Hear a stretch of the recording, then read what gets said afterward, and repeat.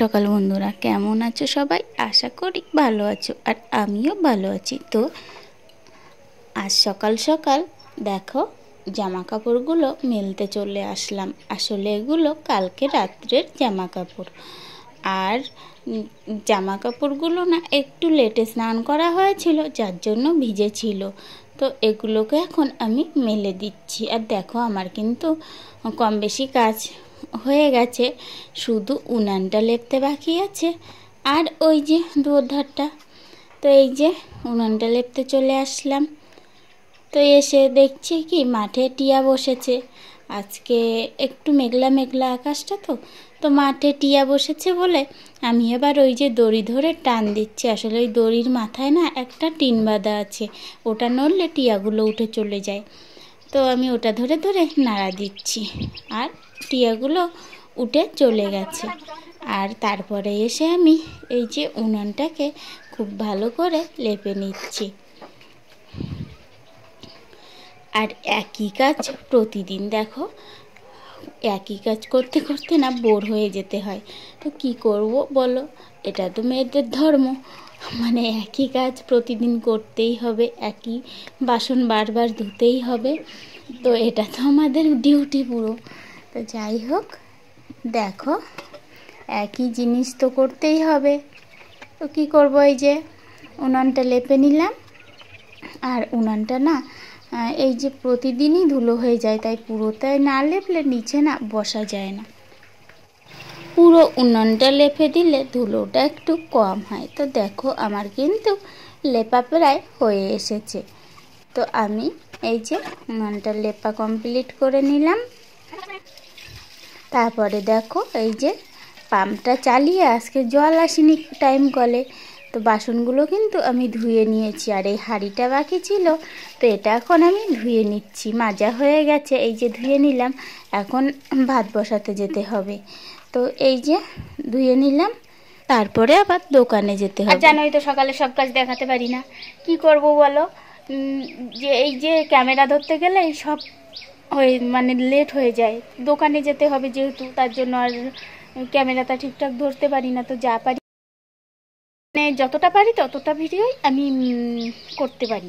আর কি বলো তো, আমাদের দোকানে না হালখাতা, তো নতুন বছরের হালখাতা তো এই চৈত্র মাসেই ফেলেছি। তো এই যে কাঠগুলো ছাপিয়েছি সেগুলো বাড়ি বাড়ি দিতে যাব, আর সেটা আমাকেই যেতে হবে। তো আমি এখন এই দোকানে যাওয়ার পথে কিছু দিয়ে যাব, আর তারপরে আবার দেব অন্য সময় বিকালের দিকে বেরিয়ে, আর বাদবাকি কাঠগুলো দিয়ে দেবো। আর একটা কথা বন্ধুরা, আমার দোকানে শুভ হালখাতার সাদর সম্ভার, তো সবাইকেই আমন্ত্রণ রইল। প্লিজ প্লিজ প্লিজ সবাই এসো আমাদের দোকানে, মিষ্টিমুখ করে যেও। আর কি বলবো বলো, কিছু বলার নেই। আর মিষ্টিটা কিন্তু বাড়িতেই তৈরি হবে। আমার শাশুড়ি মা কিন্তু বিশাল স্পট মিষ্টি তৈরিতে। সমস্ত কাজ করে রান্না বান্না করে খেয়ে দিয়ে ছেলেকে খাইয়ে তারপরে দেখো ভাত নিয়ে শ্বশুর শাশুড়ির জন্য বেরিয়ে পড়লাম সোনার স্কুলের গাড়িতে করে দোকানে। তো দোকানে যাওয়া বাড়ি আসা খুবই একটা পরিশ্রম হয়ে যায়, কি করব বলো, এটাই তো ডিউটি আমার।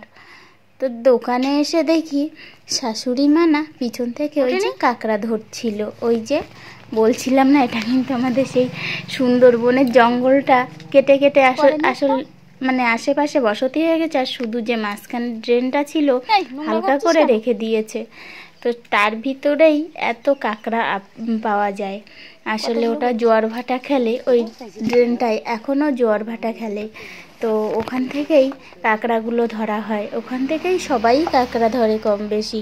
আর আমাদের তো সময় খুবই কম, শাশুড়ি মাও দোকানে থাকে, শ্বশুরও দোকানে থাকে, আমিও দোকানে থাকি, বড়বাবুও দোকানে থাকে, তো সবাই তো ব্যস্ত। তো দেখো তারপরে কিন্তু বাড়ি চলে এসেছি। এসে এই যে সোজা চলে আসলাম শাড়িটা চেঞ্জ করে ভাত বসাতে। আর সকালে যা করেছিলাম না, সব সকালেই খাওয়া হয়ে গেছে, একটু সিদ্ধ ভাত করেছিলাম। আর এই যে এখন আমি দুপুরেরটা করছি। তো দেখো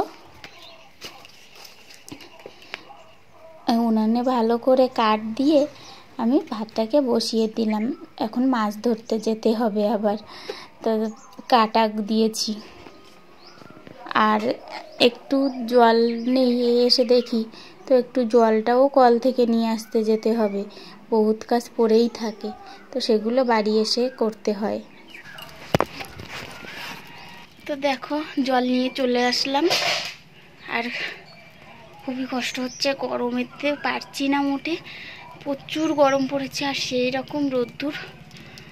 তো এখন আমি ওই আরেকটা আকর্ষণ আছে, জীবনে প্রথমবার মাছ ধরবো, জাল খাও দিয়ে মাছটা ধরবো। আসলে বিয়ের আগে একবার ওই ছোটোবেলায় মানে সবার সাথে খালে নেমে একটুকুনি খাওয়াতাম, কিন্তু সেমন তো অভ্যাস নেই। তো আজকে প্রথম বিয়ের পরেই এই মাছ ধরতে যাচ্ছি জাল নিয়ে। আসলে কেউ বাড়ি নেই, কিছু করার নেই। তো মা বলছে দেখ যদি পারিস তাহলে খেয়াও দিবি। তো আমি সেই মতো জাল নিয়ে এখন যাব। তো চলো।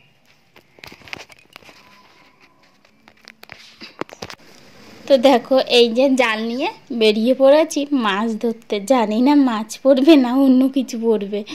তো যাই হোক, জালটা তো ধরতে শেখা আছে আগেও, একটু মা বাবা সবাই তো ধরে, দেখলেও তো শেখা যায়। আর সেই বিয়ের আগে যখন ছোট ছিলাম তখন না এই জাল নিয়েই বেশি খেলা হতো। তো যাই হোক, এখন সেটাই কাজে লেগে যাচ্ছে। তো এই যে এখন দেখো মাছটা ধরার জন্য রেডি করছি জালটাকে। দেখেছো পুরো যেমনভাবে মাছ ধরে আমি কিন্তু ঠিক তেমনটাই মাছ ধরার চেষ্টা করছি। আসলে কেনুর থেকে জালটা সরে আসে শুধু। ও যাও হোক, খেওটা পড়লো।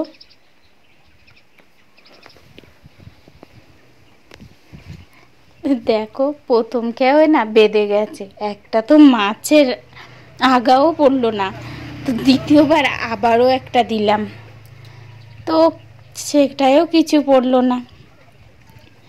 তো তারপরে এই সামনের দিকে এসে আবারও একটা খেয়াও দিচ্ছি।